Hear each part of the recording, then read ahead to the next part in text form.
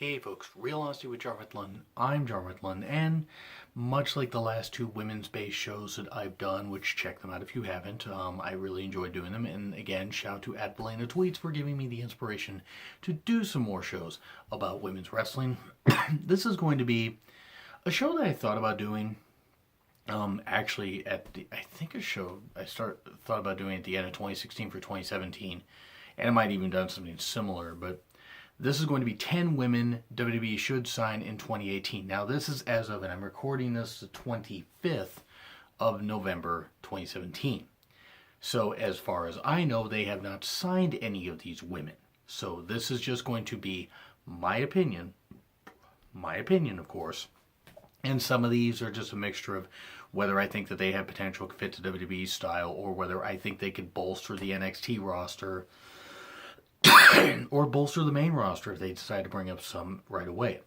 Number 10, Lady Tapa, the niece of the Barbarian, who was a very good worker for Vince and for Jim Crockett Promotions, and also for WCW.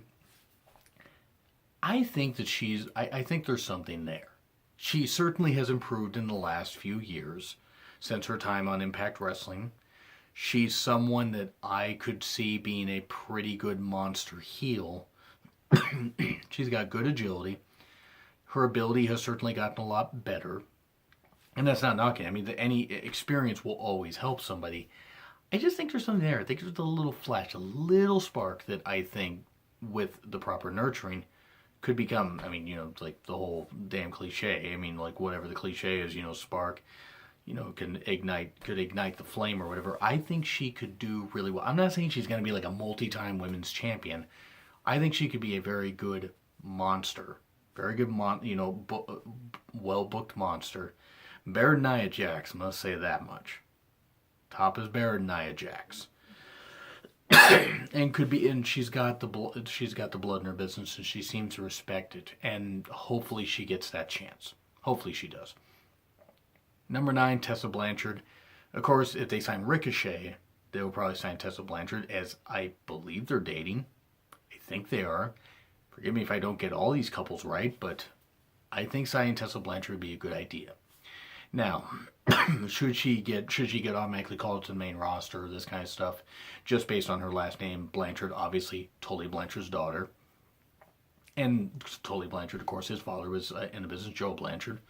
And there's plenty of good history there, and Tessa seems to have learned right, and she works well. She worked well in the Mae Young Classic and worked well in a few other matches that I saw her in on NXT TV. And whatever company signs her, hell, if she even goes to Japan, she could do really, really well. But I think she's going to be WWE bound. They would be smart to sign her.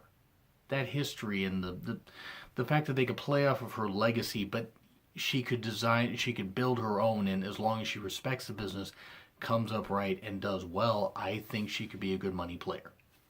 Number 8, Jazzy Gabbert. At least I hope I got that name right. She was the alpha female in Impact Wrestling. Somebody that when I saw her there, I was like, okay, there's something there. They didn't use her right, though. And she's been doing independent since then.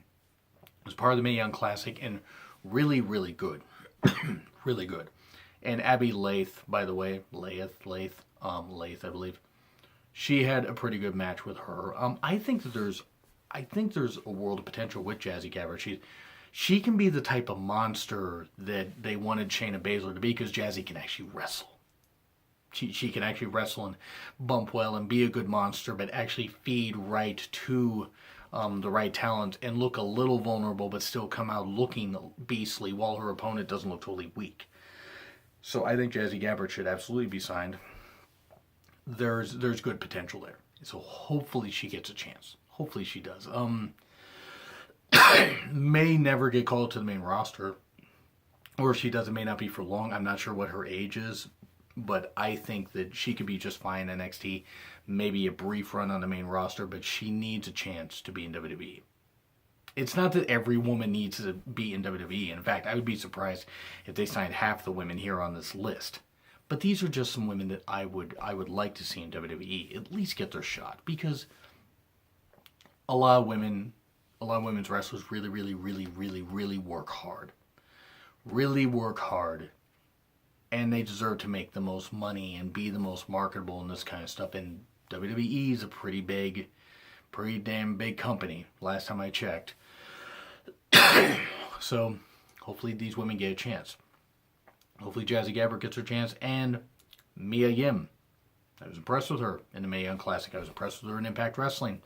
I think she's got some youth on her side. She's got great ability.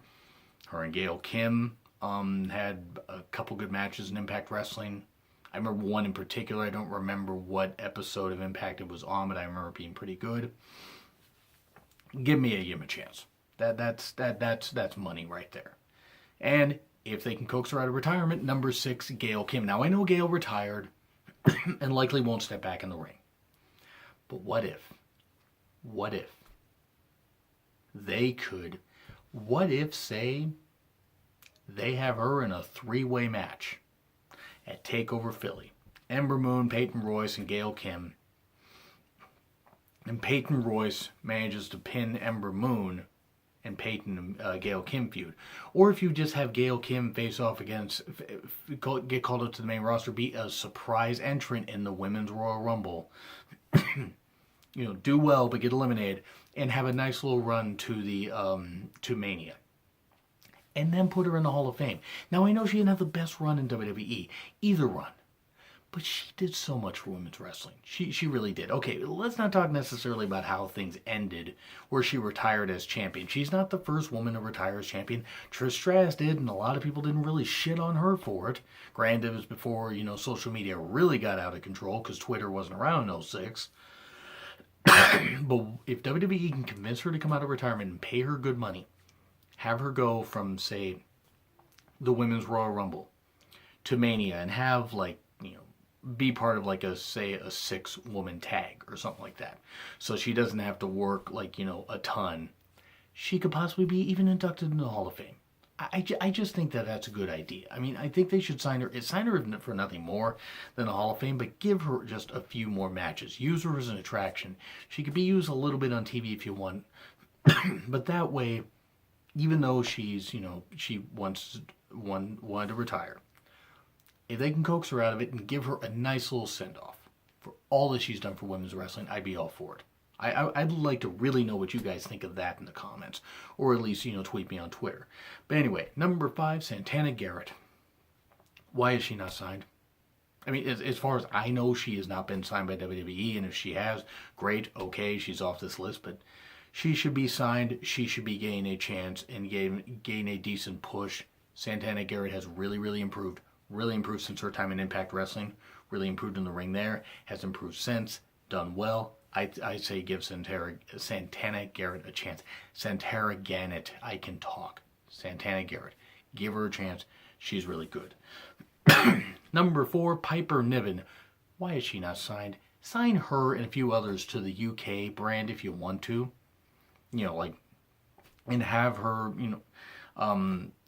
face off against some women. Have a UK Women's Championship. And have her defended against various women and stuff like that. And have that happen.